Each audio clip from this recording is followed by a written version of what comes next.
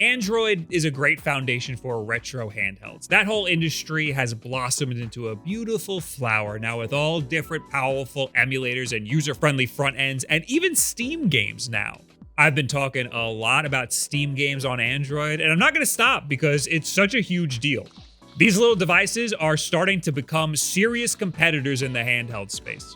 But at their core, they really are just Android devices. So at this point, why not just use an actual Android phone or a tablet? What I have here is the REDMAGIC Astra gaming tablet. I wanted to look at this because it uses a Snapdragon 8 Elite SoC, which is also in the Emotes 3 that we just looked at in a previous video. And we know it's all the rage right now. The Emotes 3 is a very capable Android device, so this, with very similar specs, should be a very capable, very thin, very sleek Android gaming tablet too. I feel full of energy. All right, good for you. That's great for you. Imagine all of the power of a Steam Deck in something this thin and portable. That's a little bit of an exaggeration, but still, something with this big of a screen, this thin of a profile, and this much raw power is going to make its way into my gaming arsenal that I'm accumulating over here. Having this nice big screen for my nice high-powered retro games and my low to medium-powered Steam games is pretty awesome, but it's got no controllers because this is just a tablet. Obviously, there's plenty of controllers that you can get on the market right now that can turn this thing into a pretty powerful gaming handheld. But I just really wanted to make one for myself. I clammed it.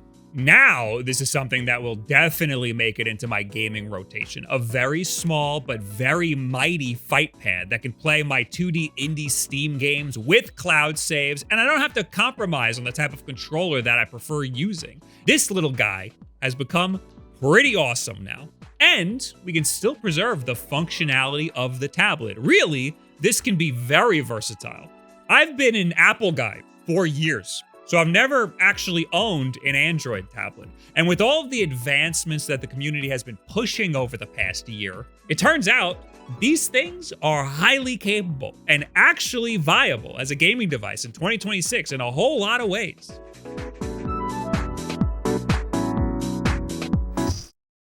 This video is sponsored by Factor. God, I hate these communal tables. Hey, how's it going? So, you like that burger? Stupid, that was stupid. Hey, could you do me a favor and could you, scoot over just a whole 2 to 3 meters to the other table, please? Thank you. I'm gonna order a meal service on my phone so I never have to deal with people again. Factor's fresh, never frozen meals are ready in just 2 minutes, so all that you have to do is heat it and enjoy. Skip the grocery store's prep work and cooking fatigue. Instead, go ahead and get chef-curated, dietitian-approved meals delivered right to your door. So you don't have to go anywhere. They've got smoothies, they've got juices, they got wellness shots, and now they got breakfast too. So what I usually do is I order the cheeseburger, and then when it comes, I say that I said hamburger, and then I get 2 burgers. So is this going well? Do you like me? Sorry, I'm not good at these things. Do you like me though?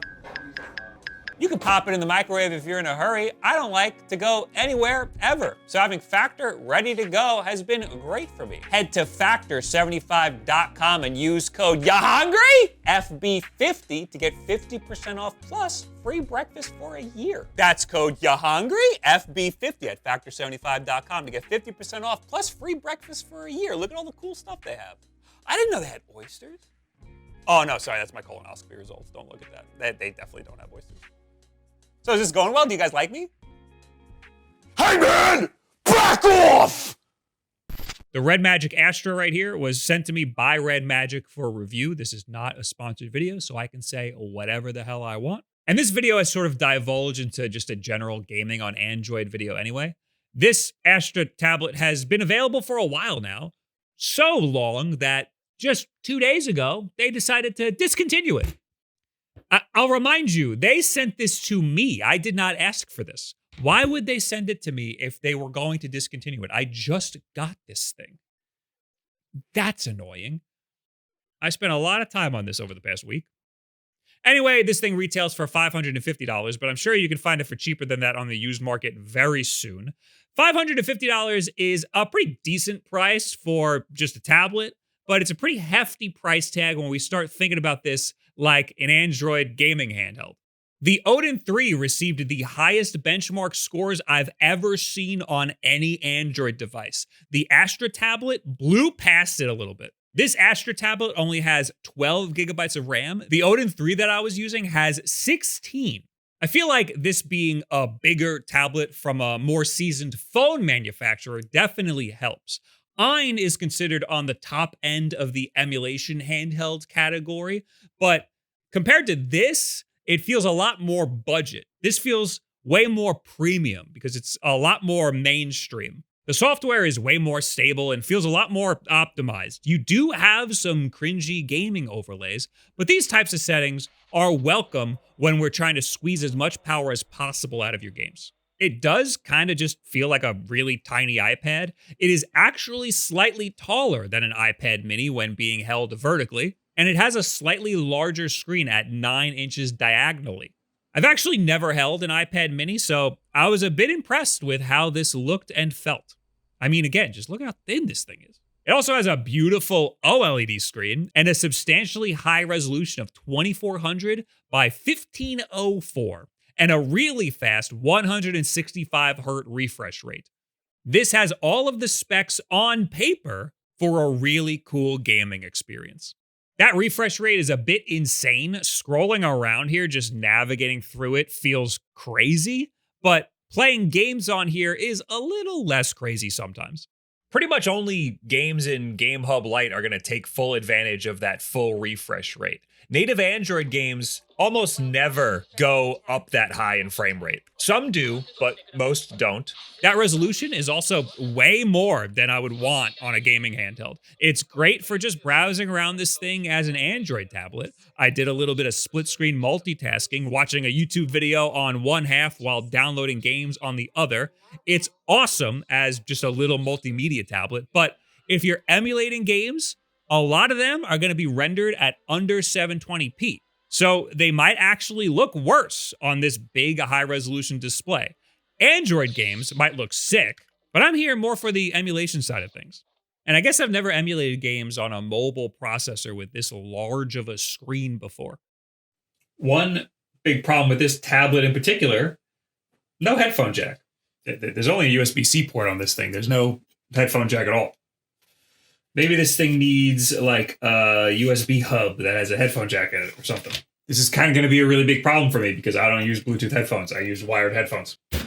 Anyway, I appreciate how the settings look minimal, but they're robust enough to do whatever I need to do with Android. This is a very clean version of Android with minimal bloat in terms of like services running. Although I did have to uninstall a lot of apps that I'll never use. We don't need Booking.com pre-installed on here. Thank you very much. Booking? Why do I have Booking on here? I'm playing games on this thing. It did come with a free game though. I'm sick nasty with it. Hell yeah, dude, I'm amazing at Block Blast. There's also a little, what would you call her? AI assistant. Her name's Mora. Say hello. You obviously don't have to set this up, but I did. Hi, Captain. Hello. Can I talk to you? What do I do with this? Huh? How come there's this? What's this for? What is your accent? Bob wants to talk to her so bad. There's two ways to get into the gaming settings or performance controls. One of them is just by flipping this big red switch at the top. You have now entered the game space. It's just a simple launcher for your games. Once you're in the game space, you can't multitask away from it. You're locked in unless you flip the switch again. So this makes games feel like they're running at peak performance with no other processes running in the background or anything, but really I saw no evidence of this. Games ran exactly the same if I ran them from the game space versus if I ran them just straight up from the home screen, so it really just doesn't matter. But that could be because I just keep a really lean Android on here. There's really nothing on here other than games. There's no processors running in the background or anything. In the game space, the game space. You can change some settings. The only one that seems of any use to me is turning the fan on and off. I just leave this on at all times, but if you turn it on in here, it makes the tablet go vroom. Yeah, this thing has a fan. You can see it lighting up over here. It's almost inaudible, unless I start moving it like this and I'm throwing it off its axis of rotation.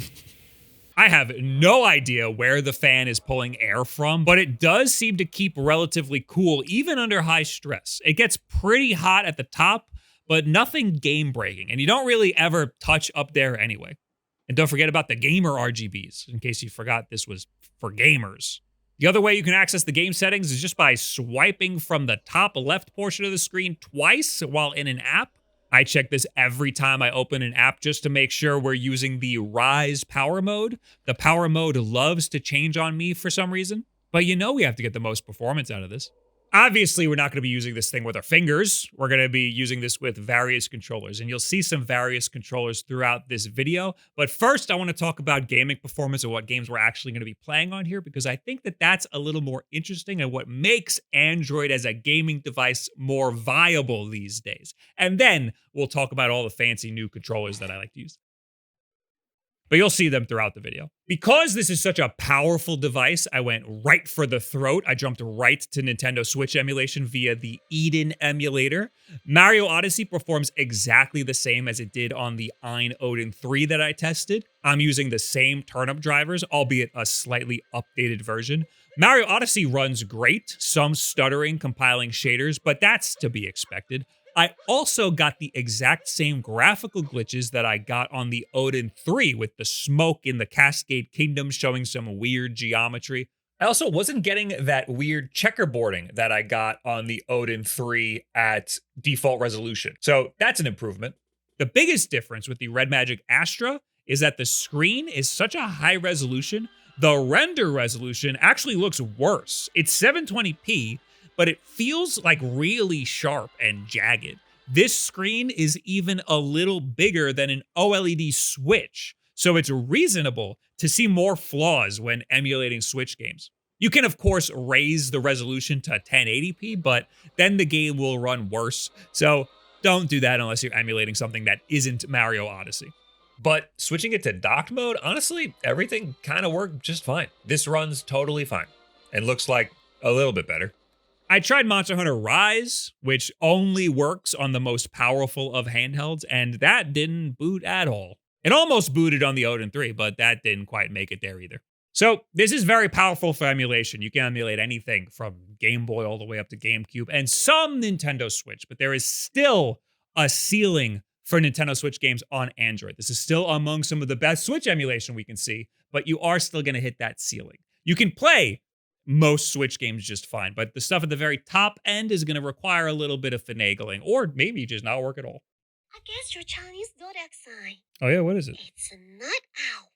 It's not Night Owl. That's not what it is. I'm sorry. Game Hub Lite is where we can really start to push this thing. This is how I've chosen to get my Steam games on here. It's very powerful, but it's still a mobile chipset, so not everything works good, but it is still really good for what it is.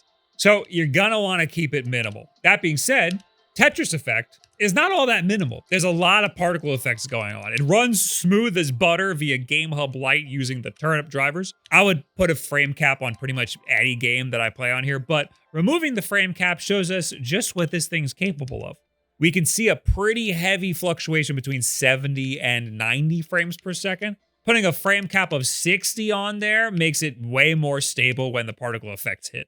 Weirdly, the Marvel vs. Capcom Fighting Collection, a collection of old games, they ran at half speed. I'm not sure why that is. Honestly, you're better off running a ROM of the individual games via RetroArch or Flycast or something. That's a little disappointing because I thought this would make for a good fighting game controller. I often use Neon White as a benchmark because I know it runs on a lot of these high-powered Android devices, and it's easy to compare the frame rate between them. We're getting a very familiar, stable frame rate at between 60 and 80 frames per second. It's honestly hovering around 70. The theme here is that games run pretty much identical to how they run on the Odin 3 that I just played with like 2 weeks ago. That's because the chipsets are so similar, even though this thing has 4 gigabytes less RAM. I think some of that is made up by the fact that this is actually built and developed really well. But that is reflected in the price. You're paying a premium for this tablet, and it doesn't have controllers attached. I had to make one. Hollow Knight Silk Song is also a great way to see how high the frame rate can go. I was getting anywhere between 150 and 200 frames per second. However, even when capping the frame rate at 120 frames per second, it still felt like it was way lower than 120 frames per second. So this seems to actually be because of the intelligence adjustment refresh rate setting. I found the smoothest gameplay experience to just be locking the refresh rate at 60 on both the Android settings and the Game Hub FPS setting. However, uncapping the refresh rate and the frame rate seemed smooth enough for me. Just don't leave it on the intelligence auto setting like I did for most of this testing. It's just not very intelligence. You can boot up Cyberpunk, but expect a whopping 12 frames per second. And I also couldn't see a fucking thing. I was excited to try Cyberpunk because I saw somebody on the Emulation on Android subreddit, Mobilization. They got Cyberpunk to run pretty well on a REDMAGIC Astra, except after looking a little closer, they're using one with 24 gigabytes of RAM. I didn't even know they made one with 24 gigabytes of RAM. That's double the RAM that I have. I'm sure that helped dramatically. They put their settings at the end of the YouTube video. I tried copying those settings and it actually did net me a whopping 10 more frames, but I still couldn't see and it still crashed pretty horrendously. GTA 6 runs pretty much exactly as good as it did on the Odin 3. We're getting a pretty steady 70 frames per second, sometimes going slightly higher. This is still impressive. Of course, games like Ninja Gaiden, Ragebound, and Blasphemous, they run amazing on here. Because I'm testing the limits of these devices, it's easy to forget that there are games that just run great with no tomfoolery at all. These are the types of games that get me actually excited about Steam on Android. These smaller games that aren't very technically impressive to play, but it is impressive that I get my legitimate Steam game and the save file on here so seamlessly. And these are the types of games I love playing with a controller like this. Now, the biggest downside to having a tablet like this is that there's no damn controller. You'd have to procure one yourself. Luckily, almost anything works. You can use almost any Bluetooth controller. An Xbox controller works just fine. So does a PlayStation 5 or a Switch Pro controller. If you own a console at all, the controller that came with that console will work on your Android device just fine. I'm sure you've got a Bluetooth controller laying around somewhere. Dual Joy-Con do work in the Eden emulator, but they do show up as two different controllers. So they work in the Eden emulator. It's not guaranteed they're going to work everywhere else. In fact, I'd say they probably won't work in most apps. Joy-Con 2 just don't work at all. I really like this Apadu Lite gamepad as a great little low-profile portable gamepad. It complements this tablet beautifully because they're both very low profile. The dual D-pads instead of thumbsticks, they're a little interesting to get used to. Some games are weird. Neon White was admittedly pretty impossible to play, but I think this is a decent compromise for portability. They also make one with thumbsticks, but obviously that one is not as low profile. However, using an external Bluetooth controller does come with one big downside, which is that there's no way to stand the tablet up. You need a case or a stand of some kind, which you can get for $10 on Amazon, but I didn't do that because I made my own. I'm not going to go into great detail on this little controller netbook clamshell thing that I have here. I made something very similar for the Lenovo Legion Go last year. If you're at all interested, just go watch that video. It's basically the same thing. This has been my preferred way to play my little 2D indie titles. I love the way this thing came out. I took the exact same principles for the Legion Clam and I just sized them up for this tablet. I even used the same PCB that I made for the Legion Clam.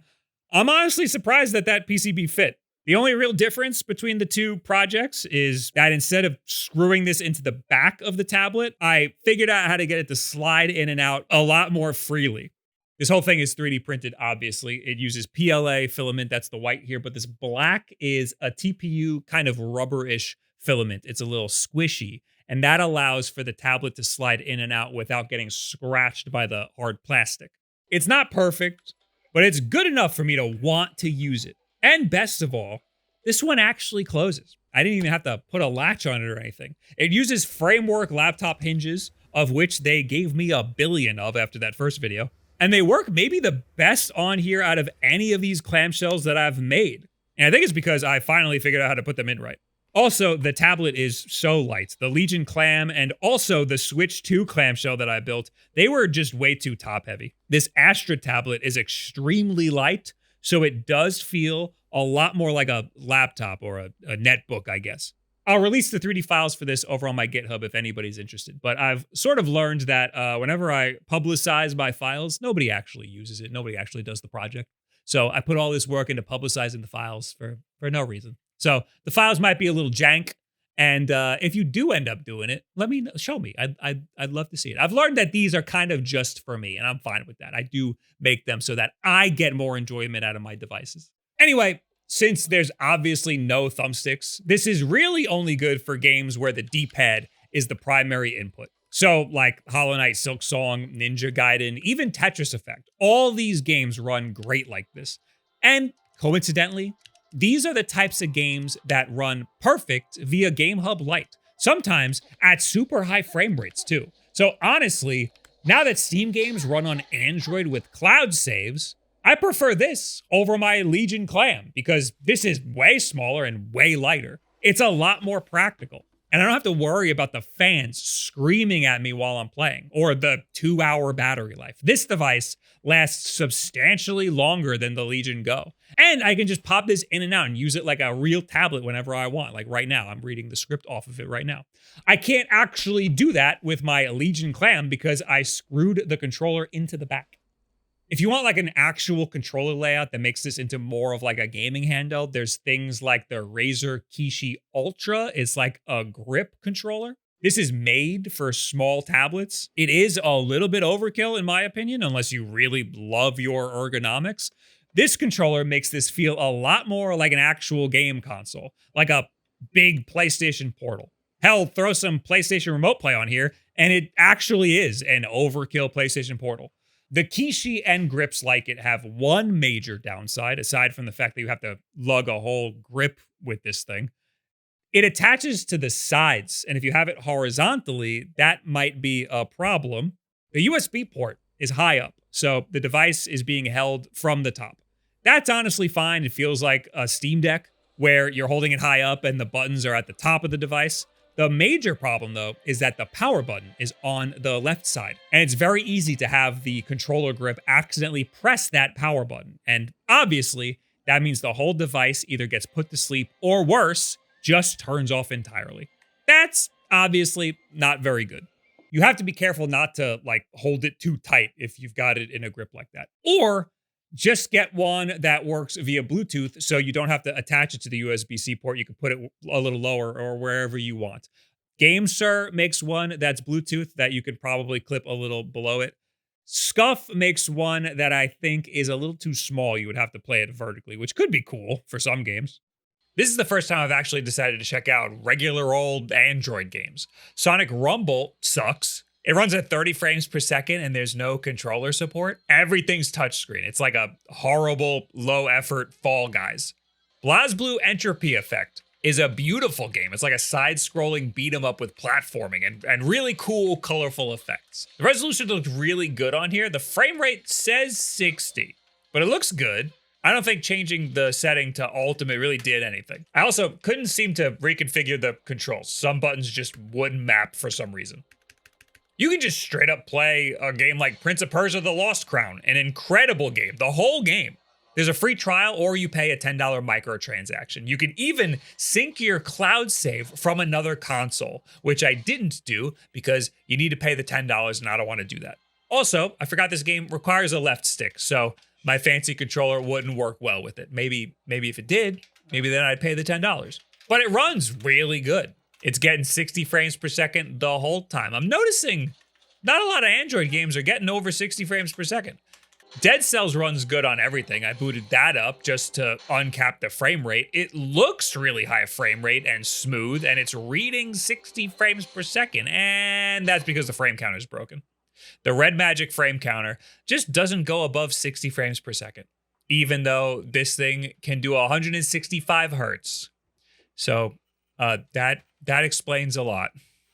I can see the value in having a tablet like this for a lot of high-powered games that people would normally play on Android. I'm just honestly more excited for Steam games and to play them with my new cool controller. Look, it takes a very special type of gamer to want to use a tablet as their main gaming device. Maybe there's some Android games you want to play with your fingers on the touchscreen. I don't know what games those might be, but you can if you want. I found my use case. This weird little clamshell that I made, it's kind of perfect for me. Maybe I'll eventually load this thing up with some retro games, but for now, I'm kind of just into playing my 2D Steam games. It's the perfect little console for that with my favorite controller form factor. But it also got me playing some native Android games that I didn't even know about until this video. I'm so focused on emulation, I got tunnel vision. There's a whole platform here that is worth checking out. And most people don't even need an expensive Android tablet to check out gaming on this platform. They can probably just check it out on the device that they're watching this video on already. I don't know what percentage of people are actually watching on Android. Probably not. Probably not a lot.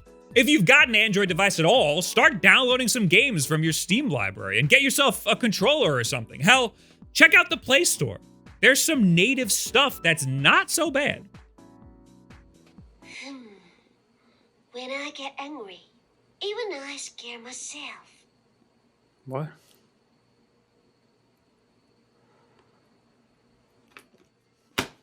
So what do you guys think about, the Astra gaming tablet, but also just gaming on Android in general? I'm a lot more interested now in checking out other Android devices now that I know that I can just play my Steam games on there. These things are becoming like a pretty useful piece of my gaming toolkit. This channel is always about just what I'm using to play games with, or what I'm interested in, or what I think you guys might be interested in that I'm playing with. So I got pretty excited when this email came into my inbox. I've ignored a lot of stuff from Android manufacturers because I just don't care about gaming on Android until now that I can play my Steam games on there. It's like actually pretty sick. Leave it in the comments below, at me on Twitter, any and all this other social media garbage. Over on twitch.tv/WulffDen, I did a couple of streams where I made this little guy. So if you want to see me make things like this, go to the Twitch channel and write in the chat and stuff. On the bottom of the screen, you're seeing our Patreon supporters for the podcast Patreon. If you join up over there, you get bonus episodes of the podcast and stuff. That's more content, more of my face.